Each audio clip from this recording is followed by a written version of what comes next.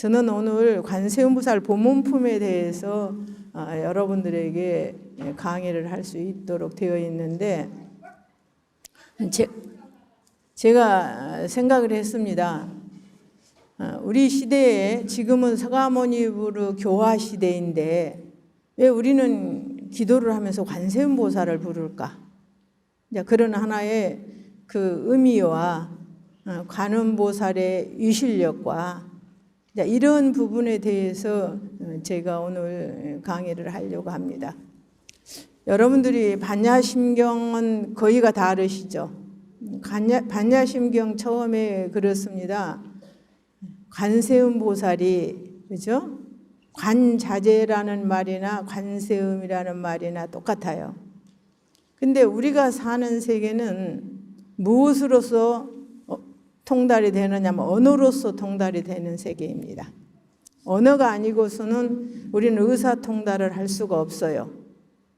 근데 이 의사통달이라고 하는 것은 우리의 마음을 전하는 것인데, 그 의사통달을 하는 그 분야에 어떻게 해서 관세음보살이 되었을까 하는 것은 부처님의 경전을 통하면은 능엄경이라고 하는 경전에도 25원통이 나옵니다. 25원통이라는 것은 안이비설신의 색성량미 족법, 안이비설신식, 그 다음에 지수화풍 공견식에서 25가지의 우리가 공부해가는 그런 하나의 방법이 나오는데, 거기에 관세음보살은 이근원통이라고 하는 것을 통달하게 되셨어요. 거기에서 부처님께서는 이 사바세계 중생은 네가 제도해야겠다라는 하나의 수기를 하십니다. 그거는 뭐냐? 우리는 아까 이야기했듯이 음성교체라 그래요. 소리로서 모든 의사가 통달된다. 그런 것이기 때문에 소리를 정말 잘 아는 보살이 아니고서는 안 된다. 이런 하나의 이야기로서 이루어집니다. 그래서 제일 먼저 반야심경에 마하반야 바라밀타 심경 관자재보살이 이럽니다. 관에 자제한다. 이 관이라는 것은 우리는 어떤 생각을 하고 말을 하려면은 생각이 먼저 앞서지 않습니까? 언어를 인해서 듣는 것이 아니라 마음을 그대로 봐버릴 수 있는 것을 관이라고 합니다. 근데 그 관에 자제했는데 모든 게 자제했겠지만 언어에 자제를 한 거예요. 그래서 관자재보살이 깊이 반야바라밀타를 행할 때에 그런 말이 납니다. 반야바라밀이라는 것은 여기 오신 분들은 불자시니까 육바라밀을 이야기하기도 하고 십바라밀을 이야기합니다. 그거는 우리가 육바라밀을 수행하지 않으면 보살이 될 수가 없고, 육바라밀을 수행하지 않으면은 생사를 여일 수 없고, 육바라밀을 수행하지 않으면은 중생을 제도할 수가 없습니다. 근데 반야바라밀타를 행한다는 것은 수행할 때에 이런 이야기예요. 수행할 때에 제일 먼저 뭐를 했느냐? 깊이 오온이 공한 곳을 비추어봤다 그렇게 했어요. 이 오온이라고 하는 것은 뭐냐면은 색은 물질적인 것이요, 수상행식은 감정적인 것입니다. 우리가 사는 세계는 물질과 감정을 가지고 사는 것이거든요. 근데 우리는 왜 불행하다고 느낍니까? 이게 저 혼자 하는 게 아니라 여러분과 같이 하면 좋겠습니다. 우리는 왜 불행하다고 느낍니까? 만족할 줄 모르기 때문에 그럽니다. 그죠? 만족할 줄 모르기 때문에 그렇다. 이렇게 생각하셔야 돼요. 그러면 우리의 마음은 허공과 같이 큽니다. 그 허공같이 큰 마음을 무엇으로 채우고 계십니까? 채울 수 있는 방법이 있으시겠습니까? 뭘로 채울까요? 욕심이 찹니까? 안 차지요? 그러니까 불행하다고 느끼는 거죠. 근데 우리는 마음이라는 것은 허공보다 더 큽니다. 우리가 언각경에 보면은 이 허공도 마음에 의해서 나왔다고 했습니다. 그렇게 큰 마음을 채우려면은 비워야 찹니다. 비우지 않고는 절대로 찰 수가 없어요. 근데 우리는 그 비우는 방법을 모릅니다. 우리가 과연 소유를 가지고 있는데 그 소유가 내가 살아가는데 얼마나 필요할까? 이렇게 한번 생각해 보셔야 돼요. 내가 가지고 있는 소유가 내 삶에 얼마나 필요한 것일까? 혹시나 필요 없는 것은 없는가? 이렇게 여러분들이 생각하시면 필요 없는 것이 필요한 것보다 몇백 배는 더 많다라고 느낍니다. 그래서 이런 하나의 우리가 감정을 바로 조종하는 방법은 무엇이어야 되느냐 하는 것이죠. 무엇이야? 그럼 이런 소유에 대한 감정을 불교에서는 뭐라고 하느냐 하면 집착이라고 합니다. 집착. 그 집착이라는 말은 이것은 영원히 내 것일 것이라는 생각이에요. 내가 무엇인가가 되어 있으면 이것은 안 변할 것이다. 무엇인가를 소유하고 있으면 이것은 내 것이니까 아무도 침범할 수 없다. 이런 하나의 모든 집착이 나로 하여금 불행하게 만드는 거예요. 그래서 부처님께서는 말씀하시기를 이 세상의 모든 것은 생멸이 있는 한, 생멸이라는 것은 우리 감정 하나도 지금 한 생각이 일어났는데 내가 아무리 그 생각을 놓치지 않으려고 해도 조금 있으면 사라져버립니다. 그런데 그 생각이 일어나는 순간 나는 뭐냐면 내 생각이 옳다라고만 항상 하게 돼요. 여러분들 아주 쉬운 방법, 세속인들이 가장 쉬운 방법, 사랑하는 사람이 있습니다. 그 사랑이 영원히 안 변할 거라고 믿습니까? 아무리 붙들고 늘어져도 그 사랑은 변하게 돼 있습니다. 그것은 생겨난 것이기 때문에 변하는 거예요. 또 미워하는 감정이 있습니다. 미워하는 감정이 있는데 내가 저 사람 끝까지 미워할 거야? 이렇게 생각한다 하더라도 그 감정은 절대로 끝까지 미워할 수 없습니다. 바로 이렇게 변화하고 있는 마음 가운데서 살면서 중생은 현재 내가 한 생각 일으키는 이 생각이 영원할 것이라고 생각한다. 그게 바로 집착이다. 그래서 부처님께서는 이렇게 낙오멸하는 모든 것은 무상하다 그랬습니다. 무상하다. 불교에서 말하는 무상이라는 것은 그런 의미입니다. 그러나 낙오멸하지 않는 것은 안 무상합니다. 우리가 선심과 악심을 놓고 볼 때 앞에 형용사만 변합니다. 선심하면은 선한 마음, 악심하면 악한 마음이잖아요. 근데 마음은 안 변해요. 안 변하는데 근본 자체는 안 변하는데 내 마음에 맞으면 선심, 내 마음에 안 맞으면 싫다는 마음을 내죠. 그러나 좋고 싫은 것은 항상함이 없어서 좋은 것인데 싫어질 수도 있고 싫은데 좋아질 수도 있다. 이래서 부처님은 너의 생각은 모든 사물은 변화하고 있다. 변화하고 있는 것을 붙들려고 하지 마라. 붙들면은 그 순간에 괴로움이 시작된다. 이렇게 하시는 말씀으로 무상이라는 말을 씁니다. 근데 그것은 우리가 한번 생각해보면 여러분도 다 긍정하실 수 있는 말이에요. 그 다음에 무아라는 말을 씁니다. 무아라는 것은 자체가 없다 그런 말이에요. 왜냐하면 우리는 이런 종이 한 장이 만들어지는 데에도 여러 가지가 합쳐져서 종이 하나가 만들어집니다. 나무를 베어서 그것을 물에 빨아서 찧어서 사람의 어떻습니까? 공력이 들어가서 이렇게 종이가 만들어지지 않습니까? 그래서 이거를 말할 때 인연법이라고 그래요. 어떤 근본이 어떤 조건에 의해서 어떻게 하나가 만들어진다는 겁니다. 그렇게 만들어진 것이기 때문에 그 근본 자체가 없어요. 그 근본 자체가 없는 데서 사는 것이 우리 중생입니다.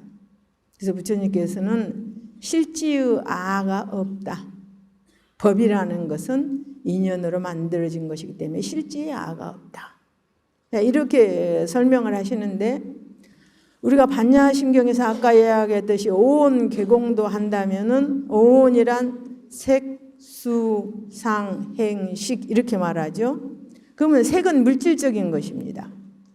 우리가 손을 이렇게 저어서 부딪히는 건 다 물질이에요. 그 다음에 수상행식은 감정입니다. 그러면 물질이라는 앞에서 무상과 무아를 볼 때 절대로 영원성이 없다는 걸 알으시잖아요.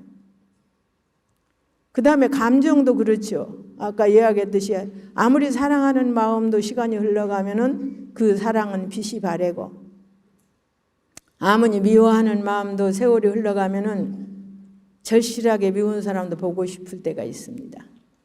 바로 이런 것이 우리가 매여서 살고 불행을 초래하는 마음입니다.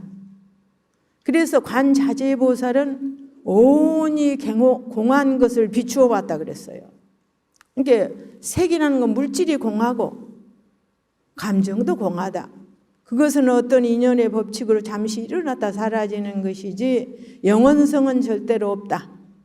이것을 비추어 보니까 뭐가 생기겠습니까? 자유가 생깁니다. 그죠? 자유.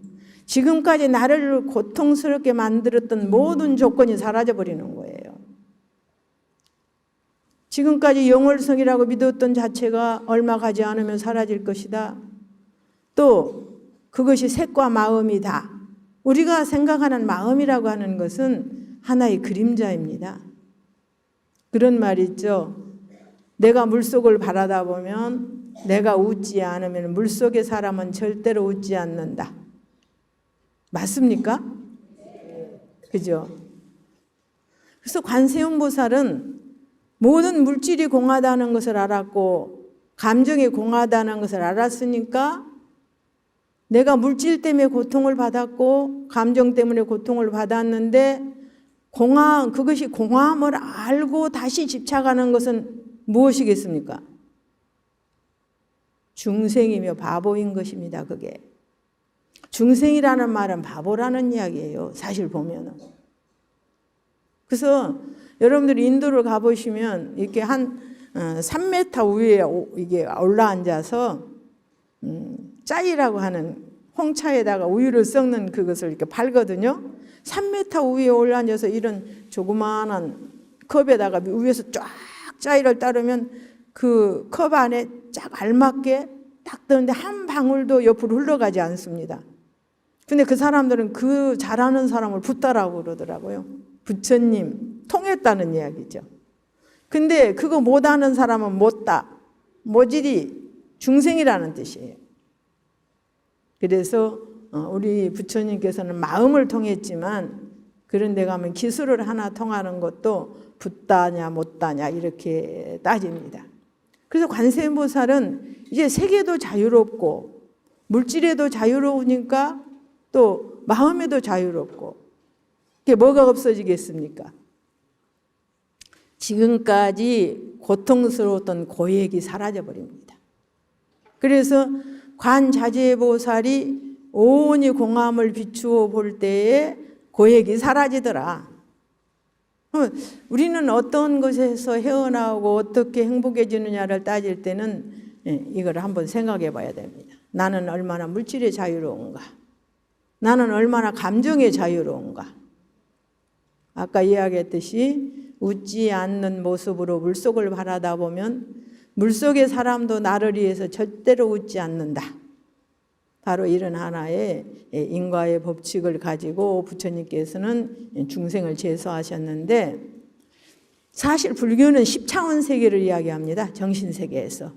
그러나 여러분들에게 10차원 세계를 이야기한다는 것은 알아듣지를 못하고 우리가 말하는 것은 항상 2차원이나 3차원 세계 그 정도에서만 여러 신도님들을 상대해서 말할 때 말할 수밖에 없어요. 그러면 관세음보살님이 우리가 아까 이야기했듯이 10차원 세계에 도달할 수 있는 능력을 갖추었습니다. 그러나 보살의 화연으로서 중생을 제도하기 위해서 3차원 세계의 낮음으로 내려오신 거죠. 우리가 가장 말한 그러니까 관세 그 반야심경에도 그런데 색이고 공이요 공이죽 색이다 그런 말을 하죠. 물질과 감정을 따로 놓고 볼 수 있는 마음에서는 물질과 감정이 다른 것이었는데 물질과 감정을 함께 놓고 볼 수 있는 능력이 생기면 물질이고 감정이죠. 물질이에요.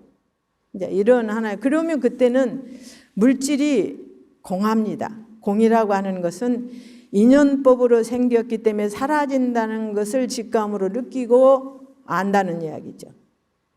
그러면 물질만 그러느냐? 수상행식인 감정도 역시 그렇다는 겁니다.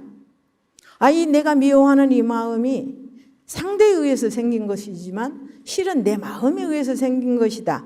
그러니까 이 자체가 사실 저는 이제 그런 이야기예요. 내가 불이라는 말을 입으로 했을 때 불이라는 말이 내 말 속에 뜻이 들어있다면 불을 말할 때 어떻습니까? 입이 따뜻해져야 합니다. 그러나 불을 아무리 말해도 입은 안 따뜻해집니다. 내가 미웁다고 말할 때 정말 미운 감정이 실체가 있는 거라면 미운 감정이 그대로 나타나야 됩니다. 근데 왜 변합니까?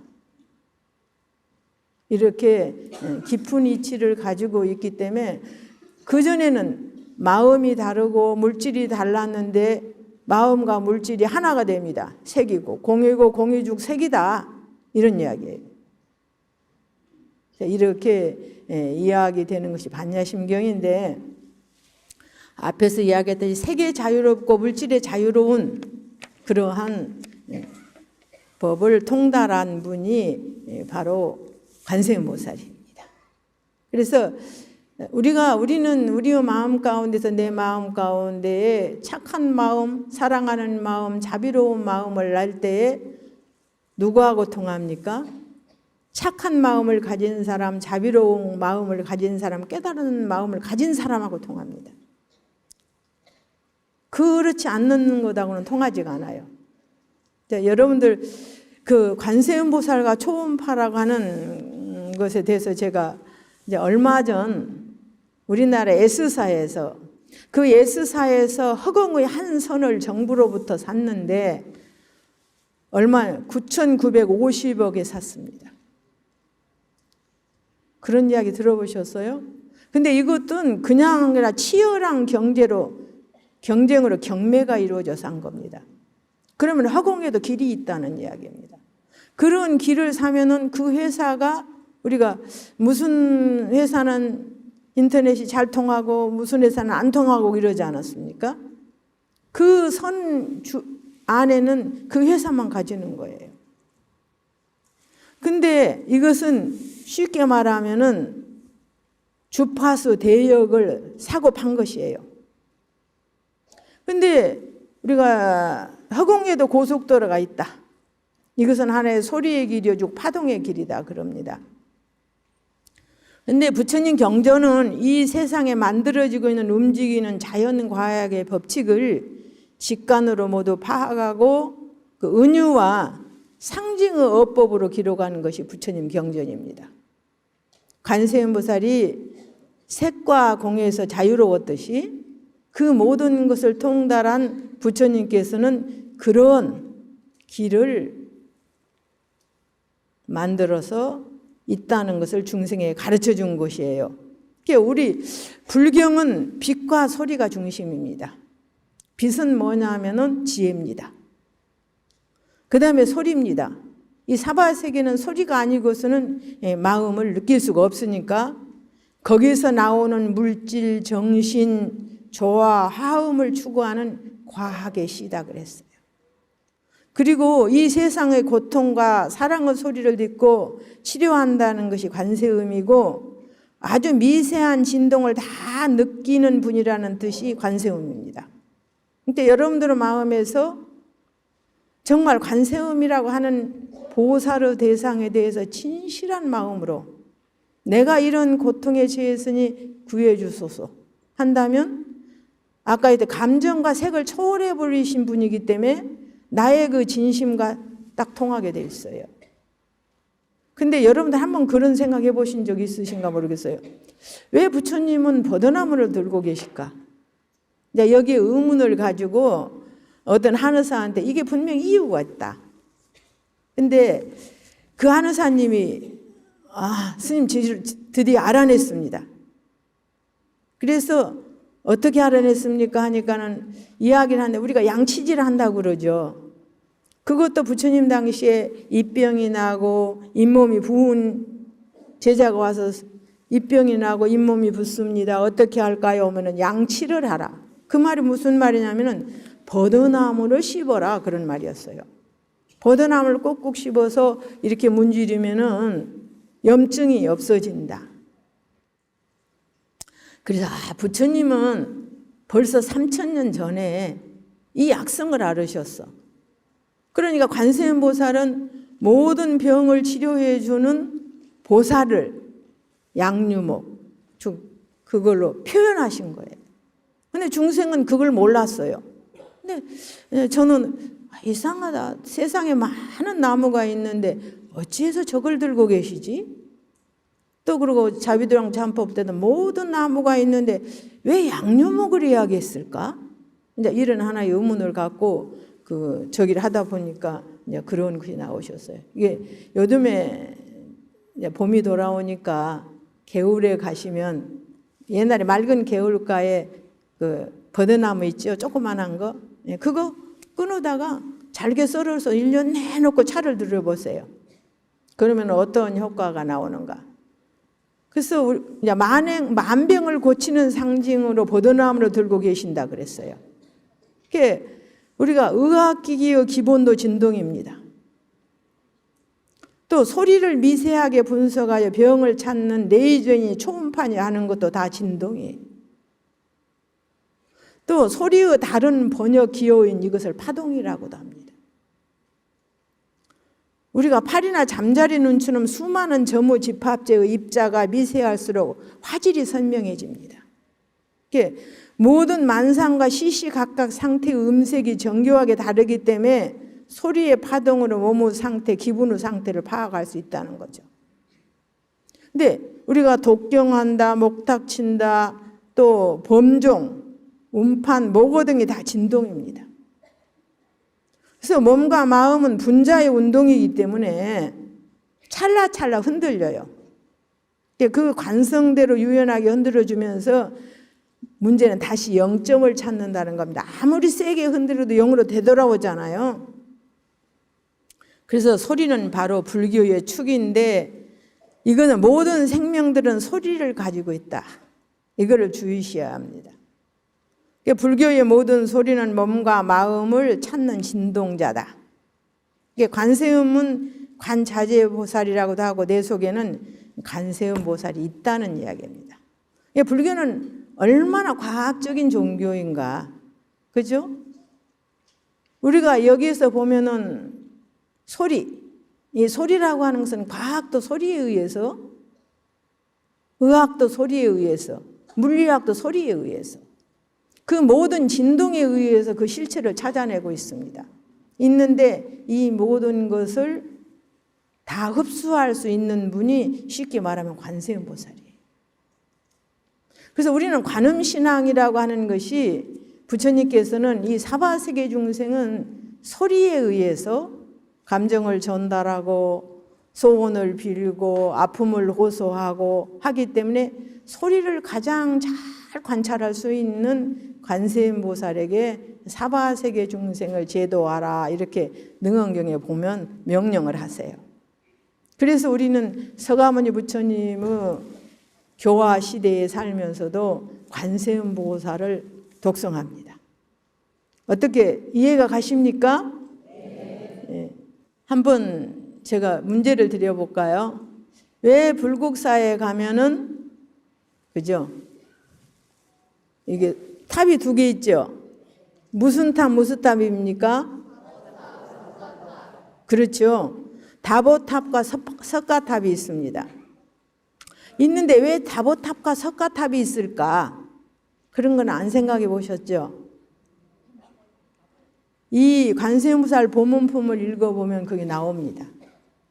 이 보문품은 법화경이 28품으로 되어 있는데 25째 품이 관세음보살 보문품이에요. 보문품인데 여기에 보면 관음보살의 이실력에 대해서 나오죠.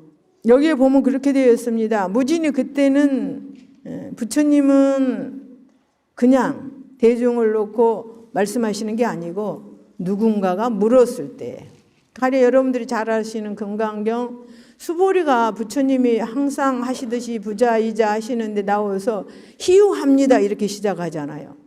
그러니까 거기에 대답해 놓은 것이 금강경이고, 또 뭐 능언경 같은 거 보면은 아란 존재에 의해서 만들어진 것이 능언경이고, 이래서 반드시 부처님께서 스스로 설하시지는 않고 반드시 물었을 때에 그 근기에 맞는 중생을 위해서 설해 놓으신 것이 경인데, 여기 관세음살 보면 무진유 보살이 이게 물음의 상대가 되어 주시는 거예요.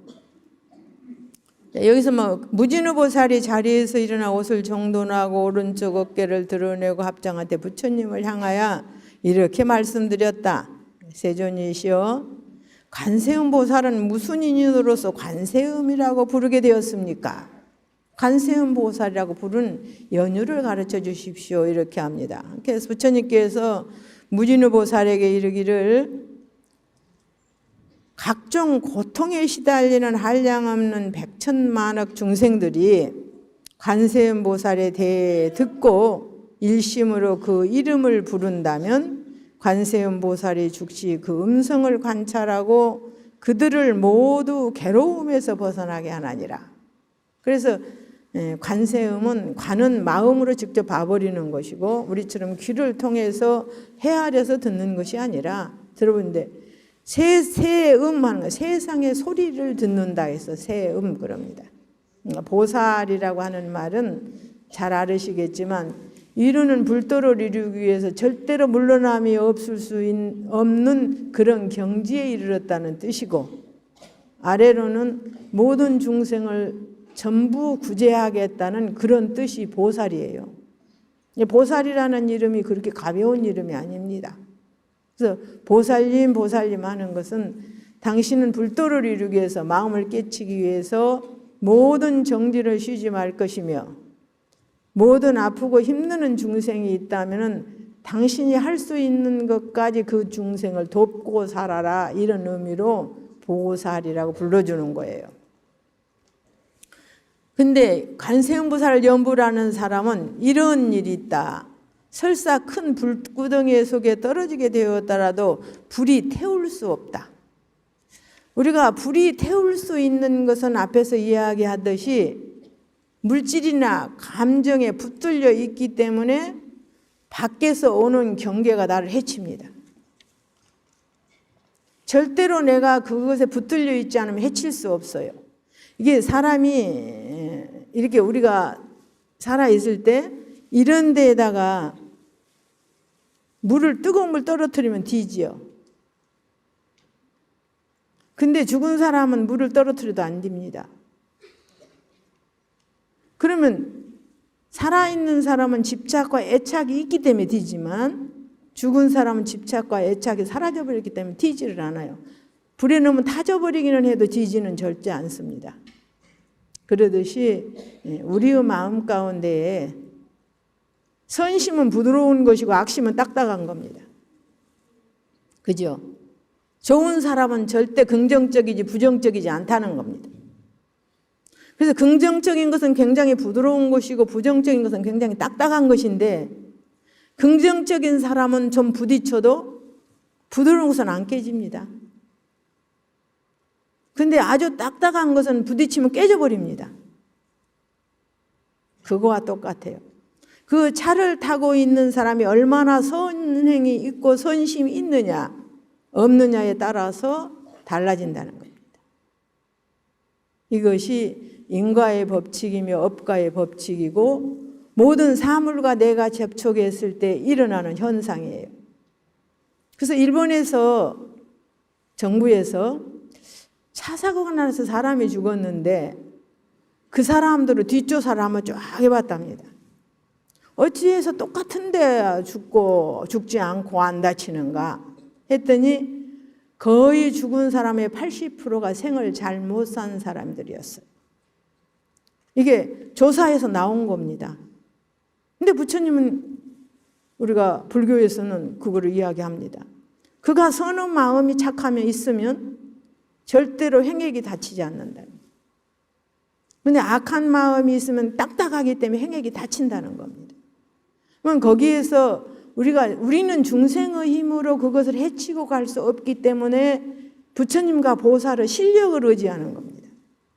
그죠? 나 똑같이 가난해도 우리 아버지 부자면 괜찮습니다. 뭐 좀 잘못해도 봐줍니다.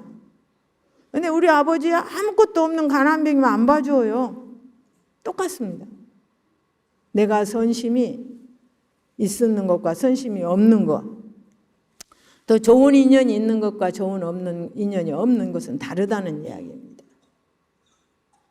그래서 불교에서는 인과만 제대로 알고 살아도 절대로 나쁜 일은 다치지 않는다 그럽니다. 왜냐하면 내가 잘못할 때 내가 잘못한 것만큼 나에게도 나쁜 일이 닥치면 어떡하지? 이 마음을 꼭 가져라.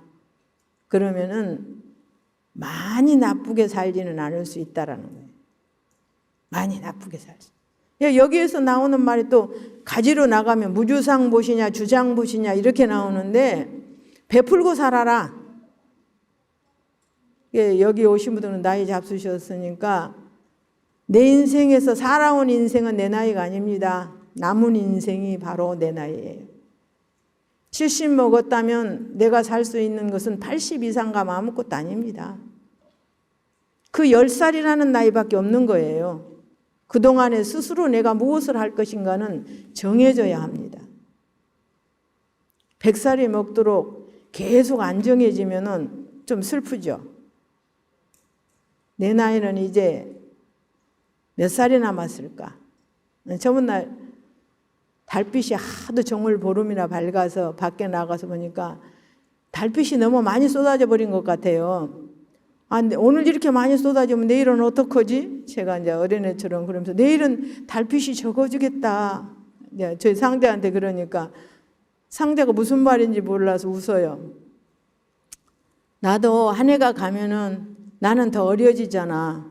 한 살을 더 뺏겨버렸으니까 남은 나이만 내 나이니까. 이제 그렇게 우리가 한번 살면서 한 해가 가면 나이를 먹는 것이 아니라 내가 살아갈 수 있는 나이를 뺏겨버린다. 나는 그래서 더 어려진다는 건 뭡니까? 정말 어려지면 아무 힘이 없습니다. 3살 먹은 아이, 4살 먹은 아이가 무슨 힘이 있습니까? 9살 먹은 아이, 10살 먹은 아이가 무슨 힘이 있습니까? 그래서 한 해가 갈 때마다 나는 내 나이가 줄어들고 있습니다. 그렇게 자기 자신을 자꾸 무상으로 반조해보는 마음. 이게 부처님이 말씀하신 무상의 법을 스스로 느끼면서 삶을 살아가는 방법이다. 이렇게 생각하시면 쉽지 않겠습니까? 네.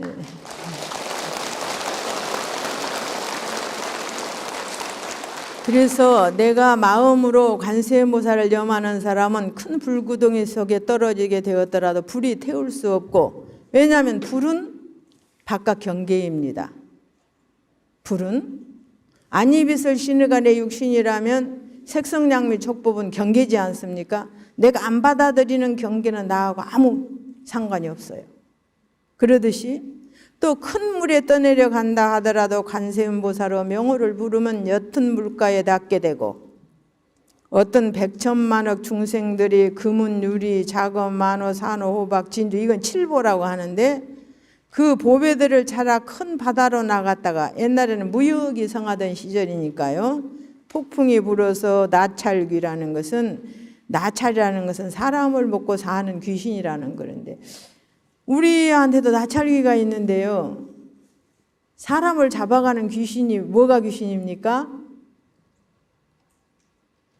사람을 잡아가는 귀신.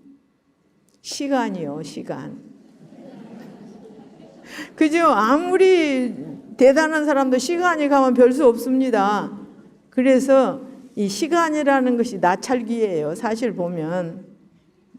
그래서 이런 이제 나찰귀 나라에 포류되었다고 하자. 그렇더라도 그 중에 한다못해 한 명만이라도 관세음보살의 이름을 부르는 이가 있다면 그 여러 사람들이 전부 나찰의 환란에서 벗어나게 된다. 이거는 바로 소리가 파장으로 퍼지듯이 나의 선행이 파장으로 퍼진다는 겁니다. 나의 염원이 사랑으로 퍼지죠. 그러니까 집에서 어머니, 요즘은 어머니들이 절에 많이 가시죠. 남자분들은 성불 하시기 싫습니까? 어떻습니까? 그렇죠. 성불하고 싶으시다면 부처님 경전을 열심히 공부하시고 참선도 하시고 하셔야 합니다. 절대로 내가 밥을 먹지 않으면 배부르지 않습니다. 아까 이야기했듯이 내가 웃지 않는데 어떻게 물속에 내가 웃겠느냐, 이렇게 생각해서 실제로 공부를 하시면 좋습니다. 또 어떤 사람이 금방 칼에 찔리게 된 경우라도 관세음보살 이름을 부른다면 상대방이 잡고 있던 칼이나 막대기가 산상조각으로 부서져서 이기를 묘면하고, 또 삼천대천세계 가득한 야차와 나찰들이 사람에게 달라붙어 괴롭히려 하더라도 이 야차와 나찰은 사람을 잡아먹는 귀신입니다. 관세음보살을 연불하는 소리를 들으면 아기들이 감히 사악한 눈길로 그를 쳐다보지도 못한다. 또 어떤 이가 수갑과 형틀, 칼, 자물쇠에 몸이 꽁꽁 묶였더라도 관세음보살을 염하면 죄가 있든지 없든지 간에 저절로 풀어지고 끊어져서 즉시 풀려나게 된다. 자, 이런 것으로 해서 쭉 32가지. 그리고 여기에서 꼭 제가 가르쳐주고 싶었던 게 있어요. 여기 뭐 어떤 여인이 아들을 낳고자 관세음보살께 예배하고 공양한다면 복덕과 지혜를 겸비한 아들을 낳게 되고, 딸을 낳기 원한다면 단정하고 어여쁜 딸을 낳는다, 이런 말이 있는데, 이런 분들을 보고 뭐 그런 일이 어디가 있어 이러시겠죠. 내 염원이 강하면, 그죠? 염원이 강하면 하늘에 미친다 그랬어요. 하늘에. 그래서 우리는 그 염원은 굉장히 순수하고 담백해야 합니다. 어떤 욕심에 의한 염원도, 염원은 염원이지만 내가 순수한 염원을 가지는 자에게는 순수함이 바로 따른다. 그래서 흰 곳에는, 하얀 곳에는 어떤 물도 물을 들일 수 있지만 벌써 빨갛고 파래버렸다면 물을 들일 수 없습니다. 그래서 여러분들의 마음 가운데 아까 제가 이야기했던 우리가 고해를 건너려면, 가장 괴로움을 건너려면 뭐입니까? 물질은 공하다. 감정도 공하다. 그래서 자기만을 위하는 아집을 버리고 겸허한 마음이 되는 것이 첫째고, 이게 바로 금강객서 말한 사상입니다. 두 번째는 우리는 항상 우월감을 가지고 삽니다. 똑같은 물건이 있어도 여러분들 똑같은 차를 가지고 있는데 내 차가 저 사람 차보다는 좋아, 이런 생각이 있어요. 또 항상 자기가 우월하다는 이 생각, 그거는 나를 나쁜 곳으로 보내는 지름길이라 그랬습니다. 그리고 우리는 함께 삽니다. 함께 살기 때문에 내가 나만을 위해서 산다면은, 그 나만을 위해서 사는 그것이 남에게 해가 된다면은 그것은 자기도 어렵습니다. 우리는 길을 가다가 더러운 곳에 쓰레기를 버리지 깨끗한 곳에는 쓰레기를 버리지 않습니다. 그래서 나만을 위하는 행동은 하지 마라. 이제 이게 중생상이고, 또 하나는 삶이 영원하다고 생각하지 마라. 그 말은 이 육신이 영원하다고 생각하지 마라, 그런 말입니다. 저는 죽음이라는 것에 대해서 그렇게 생각합니다. 나는 빨리 지금이라도 갔으면 좋겠어, 그런 생각해요. 이제는 이 몸이 말을 잘 안 들으니까요.